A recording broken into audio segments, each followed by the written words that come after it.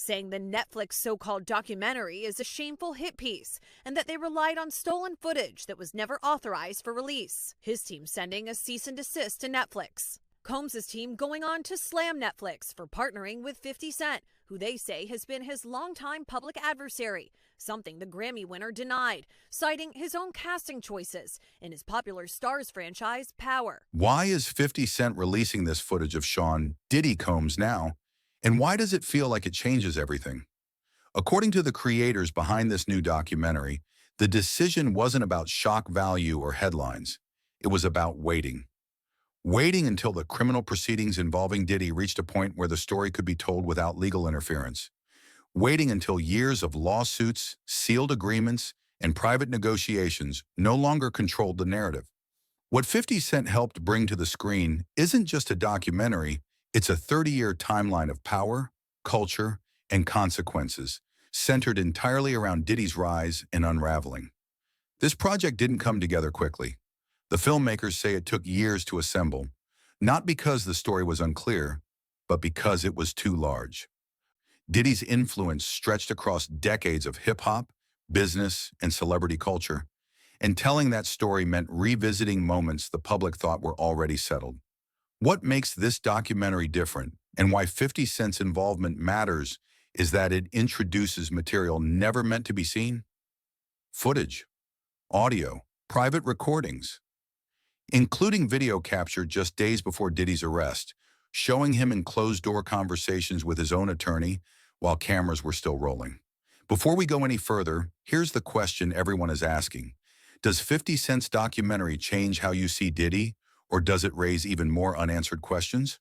Drop your thoughts in the comments, and if you want continued deep dive breakdowns as this story evolves, subscribe to The Hidden Evidence.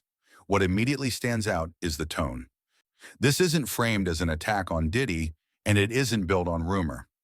Instead, 50 Cent's documentary moves with restraint, allowing witnesses, insiders, and investigators to speak in their own words. The goal isn't to declare guilt, it's to document patterns. Patterns that many people say were visible long before Diddy ever faced criminal charges. The series opens by placing Diddy at the center of a rapidly changing culture. From the early Bad Boy Records era to the height of his business empire, the documentary tracks how power accumulated around him and how that power shaped the people who worked within his orbit. Former artists, label executives, bodyguards, and industry insiders describe an environment where loyalty was rewarded, dissent was discouraged, and silence was often the safest option. None of them claim to hold the full truth. What they offer instead are fragments, moments that didn't make sense at the time, but feel different when viewed together. One of the most unsettling revelations is how much documentation exists simply because of hip-hop culture itself. Recording everything was normal. Studio sessions, backstage conversations, personal phone calls, all preserved casually, without imagining a future where that media could be examined in court or dissected in a documentary backed by someone as influential as 50 Cent. What once felt harmless now looks like a digital trail leading straight back to Diddy. As the documentary moves forward, it revisits one of the most painful chapters in hip-hop history, the deaths of Tupac Shakur and the Notorious B.I.G. Former Bad Boy insiders and investigators speak about the atmosphere that followed an industry under extreme pressure, divided by loyalty, money, and fear. The series is careful here. No one claims to solve these cases.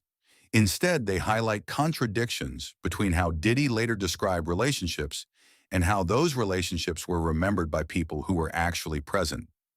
A former detective who worked directly on the Tupac and Biggie investigations reappears in the documentary, reminding viewers that Diddy's name has surfaced repeatedly in legal contexts tied to these events over the years. Not as a verdict, not as proof, but as a recurring presence in an unresolved narrative that never fully went away. According to court proceedings referenced in the series, Diddy's name has already been mentioned hundreds of times in related testimony, a detail that quietly reframes how much of this story has been unfolding behind the scenes. The tension escalates when the documentary introduces its most controversial element, the behind-the-scenes footage recorded inside a New York hotel room just 6 days before Diddy's arrest. In these clips, Diddy is seen speaking openly with his attorney, reacting to the non-stop news coverage and the shifting public perception around him. Legal analysts interviewed in the series suggest that the presence of a videographer during such conversations may have compromised attorney-client confidentiality, raising serious questions about how this footage was allowed to exist at all. Diddy's legal team would later tell reporters that the footage was recorded without proper authorization, insisting that strict contractual agreements were violated.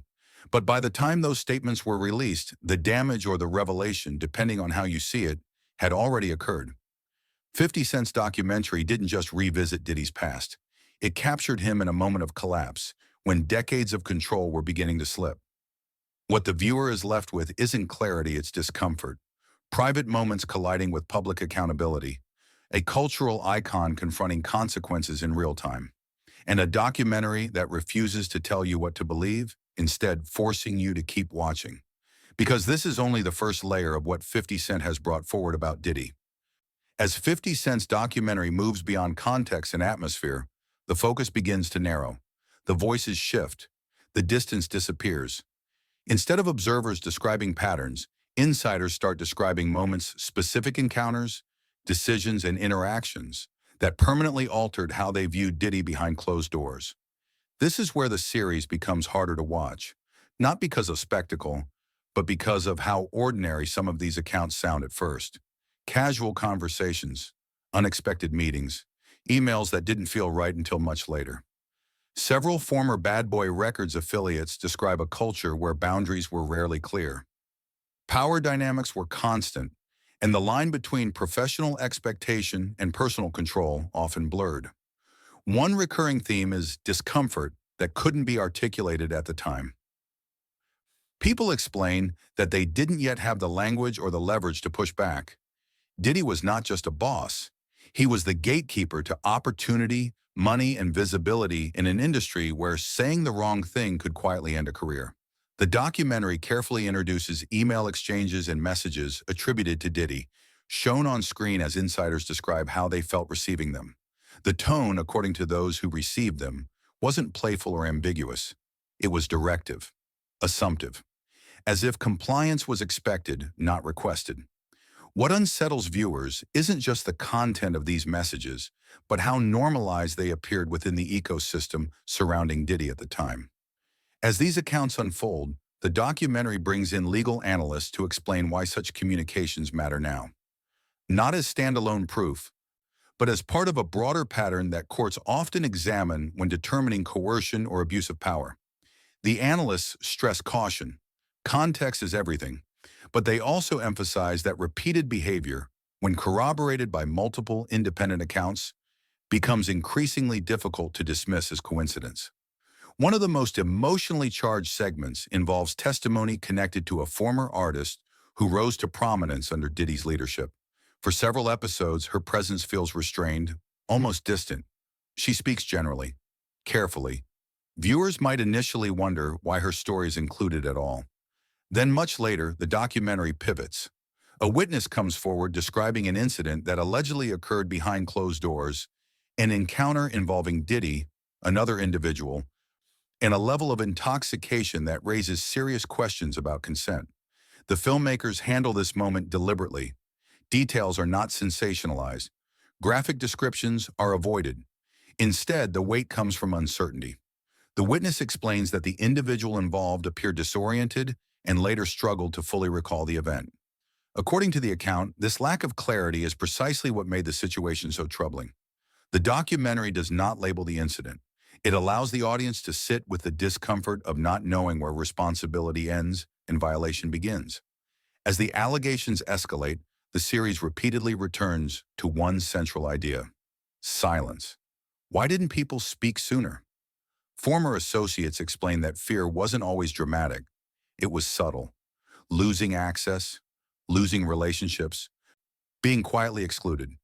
Diddy's influence, they say, wasn't enforced through threats as much as through control over opportunity.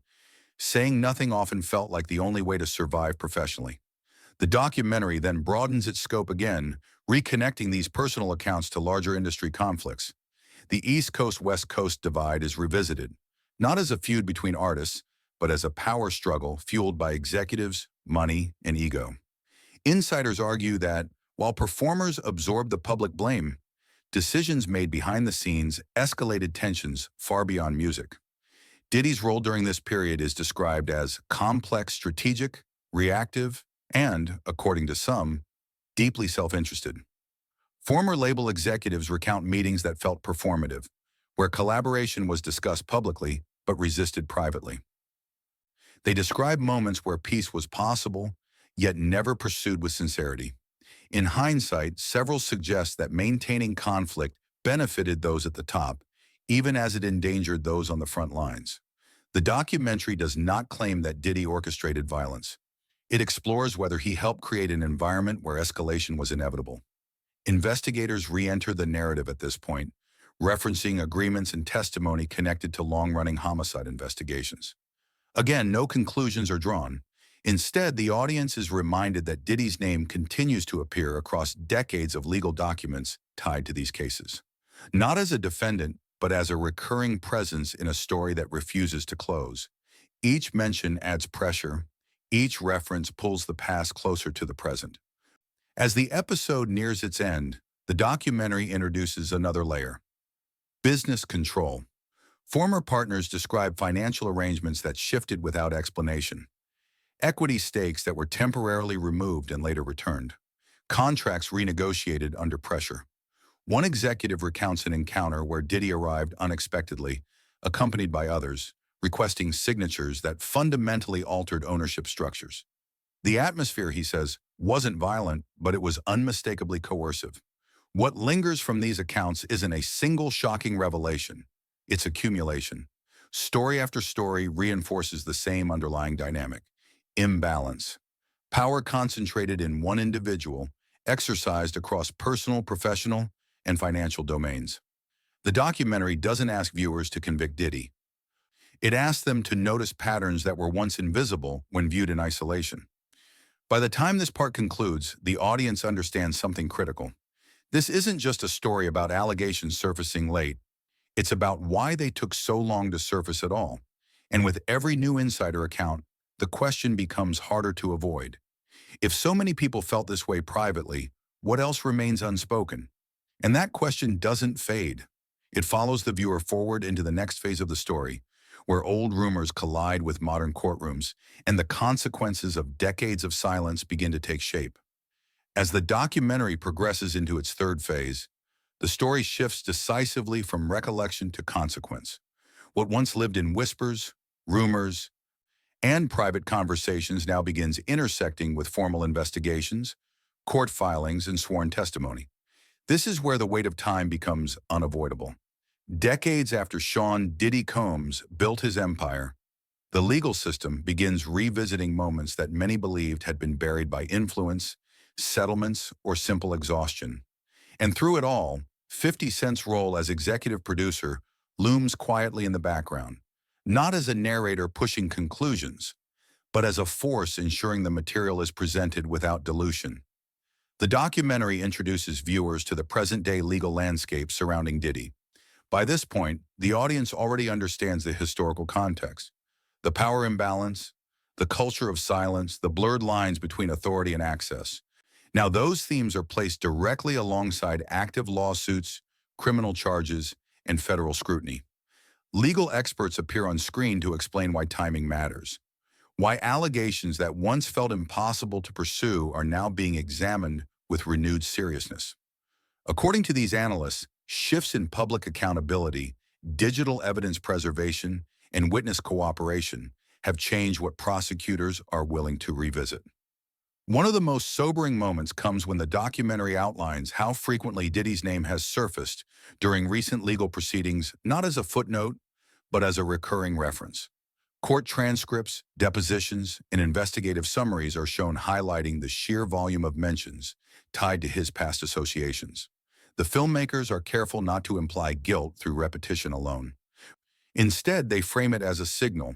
When one name appears across multiple unrelated legal narratives spanning decades, it suggests unresolved questions rather than coincidence.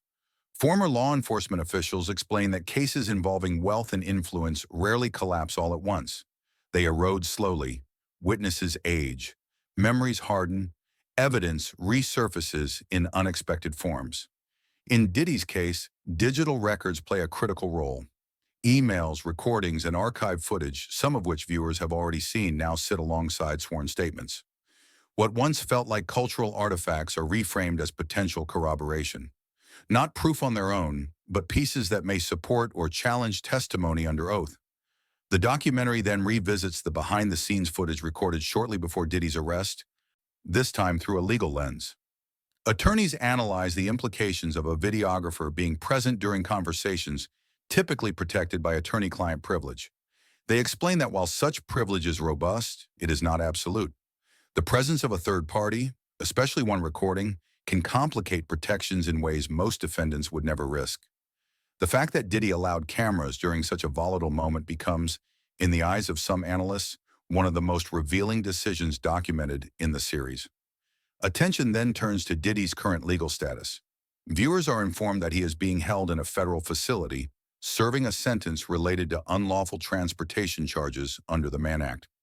The documentary carefully distinguishes between convictions and allegations, noting that while a jury did not find Diddy guilty of more severe organized crime accusations, the public scrutiny surrounding him has only intensified. The filmmakers emphasize that acquittal on certain charges does not erase the broader legal and cultural reckoning now underway. At this stage, the documentary introduces a development that re-energized media coverage, a cease and desist letter sent to Netflix by representatives connected to Diddy. The demand was clear: halt the release of the documentary series. Legal experts explain what such a letter signals. It is not an admission, it is not a verdict, but it is an acknowledgement of perceived risk. By attempting to stop distribution, Diddy's camp effectively confirmed that the material held potential consequences, whether reputational, legal, or both. Rather than deterring the filmmakers, the challenge becomes part of the narrative. Viewers watch as journalists explain the difference between defamation and documentation. Allegations must be handled carefully. Claims must be attributed. Context must be preserved. The documentary underscores how deliberately it has been constructed to withstand legal scrutiny, relying on first-hand accounts, public records, and clearly framed allegations rather than speculation. This legal defensiveness becomes its own form of storytelling, reinforcing the seriousness of what is being presented. As the story deepens, former business partners take center stage. They describe financial disputes that once seemed like private betrayals but now feel symptomatic of a larger pattern. Ownership percentages altered, contracts renegotiated under pressure, promises delayed indefinitely. One executive recounts surrendering equity during a critical renegotiation period, trusting assurances that were never honored. Years later, after being dismissed without compensation, he realized that silence had cost him more than conflict ever could have. These accounts are interwoven with expert commentary explaining how financial coercion can intersect with personal control. Power, the analysts note, is rarely exercised in isolation. Those who control money often control access, visibility, and narrative. In Diddy's case, the documentary suggests that business leverage may have reinforced personal authority, making resistance economically dangerous for those dependent on his ecosystem. The series then pivots back to the cultural consequences of prolonged silence. Artists reflect on how the industry normalized behaviors that would not be tolerated today. They admit that success insulated leaders from accountability, and that questioning authority was often framed as disloyalty rather than self-preservation. The documentary doesn't absolve these bystanders. Instead, it asks viewers to consider how systems perpetuate themselves when too many people benefit from looking away. Throughout this section, 50 Cent's influence is felt not through commentary, but through framing. The documentary repeatedly resists emotional manipulation. There is no dramatic music swell at moments of accusation, no narrator instructing viewers how to feel. Instead, the weight comes from accumulation, legal facts layered atop personal stories, public records colliding with private memories. Each segment reinforces the sense that Diddy's legacy is no longer defined solely by his achievements, but by the unresolved questions trailing behind them. As Part 3 nears its conclusion, the focus tightens around a single idea. Reckoning is not a moment, it is a process. Courtrooms move slowly. Investigations unfold methodically. Public opinion shifts unevenly. What viewers are witnessing is not the end of Diddy's story, but a narrowing of possibilities. The space for denial shrinks as documentation expands. The margin for silence disappears as more voices step forward. The documentary leaves the audience in a state of suspended tension. Diddy remains legally entitled to the presumption of innocence on many fronts, yet culturally unable to escape scrutiny. 50 Cent's documentary does not promise closure.